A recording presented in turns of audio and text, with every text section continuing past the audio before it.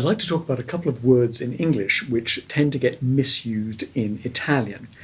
For example, a favourite is a box, which in Italian is where you park your car.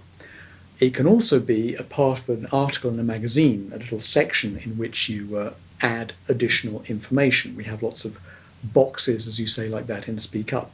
But in the original English, box doesn't really have this meaning. What a box is this thing here, which I believe you Italians call a scatola.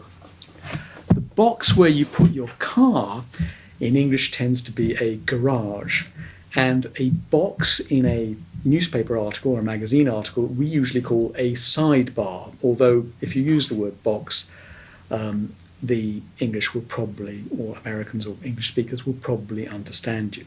That's box, that's a favourite. Another one that's rather amusing is smoking, which the Italians use to describe what the British call a dinner jacket, which sadly I'm not wearing at the moment, but that's the correct term.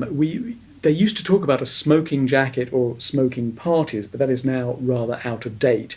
And somehow this got abbreviated to smoking in Italian and became smoking, but it's essentially wrong because smoking for us is essentially inhaling cigarettes. Another term for lo smoking in American English is the tuxedo. Means exactly the same thing as a dinner jacket.